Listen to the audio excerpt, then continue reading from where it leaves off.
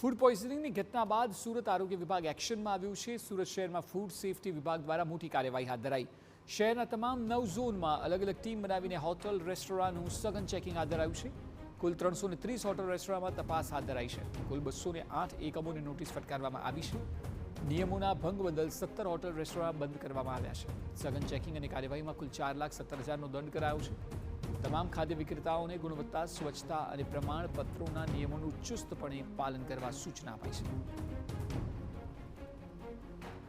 વરાછા વિસ્તારની અંદર એક રેસ્ટોરન્ટની અંદર જ્યારે પાર્સલ શાક મંગાવવામાં આવે છે અને ત્યારબાદ એક જ પરિવારના 5 લોકોની જે તબિયત લથડી હતી અને તેની અંદર એક માસૂમ બાળકીનું જે સારવાર દરમિયાન મોત થયું છે અને તેને લઈને આરોગ્ય વિભાગ છે તે હરકતમાં આવ્યું છે। આરોગ્ય વિભાગ દ્વારા અલગ અલગ વિસ્તારોની અંદર ચાલતી રેસ્ટોરન્ટની અંદર તપાસ કરવામાં આવી તો આરોગ્ય અધિકારી છે તેમની સાથે વાત કરીશું। સાહેબ, જે રીતે ગાંધીનગરથી સૂચના અને ત્યારબાદ કાર્યવાહી। હું B R. Brahmbhatt, food safety officer, Surat મહાનગરપાલિકા। માનનીય આરોગ્ય મંત્રીશ્રી અને માનનીય આરોગ્ય અધિકારી શ્રીની સીધી સૂચનાના માર્ગદર્શન હેઠળ ગત રોજ તારીખ 18/8/2026ના રોજ સુરત મહાનગરપાલિકા વિસ્તારમાં આવેલ હોટલ અને રેસ્ટોરન્ટની સુરત મહાનગરપાલિકાના ફૂડ વિભાગ અને આરોગ્ય વિભાગ દ્વારા સંયુક્ત અભિયાન હાથ ધરી તપાસ કરવામાં આવેલ, જેમાં 330 જેટલી સંસ્થાઓનું ચેકિંગ કરવામાં આવેલ, જેમાંથી 1641 કિલો જેટલો અખાદ્ય જથ્થો અને શંકાસ્પદ જથ્થો નાશ કરવામાં આવેલ।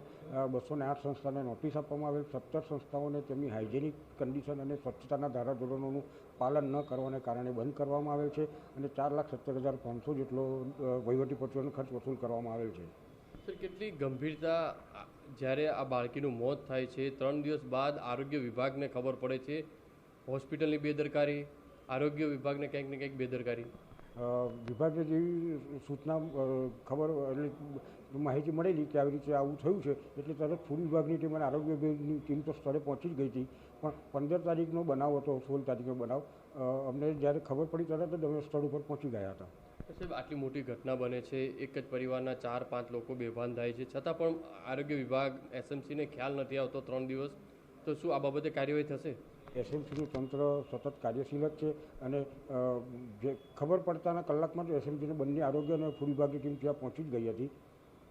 સાહેબ, અત્યારે કઈ રીતની કામગીરી ચાલી રહી છે એમાં? કારણ કે કઈ રીતની તપાસ, રહેતા તો રેસ્ટોરન્ટ બંધ કરવામાં આવી છે, કઈ રીતના રિપોર્ટની રાહ જોવામાં આવી રહી છે, પ્રાથમિક શું સામે આવ્યું છે? સ્વચ્છતાના ધારાધોરણોનું અને હાઇજેનિક કન્ડિશનોનું પાલન જે રેસ્ટોરન્ટ દ્વારા થતું નથી તેમને નોટિસ આપી બંધ કરવામાં આવે છે અને તેમનું રીઇન્સ્પેક્શન થશે।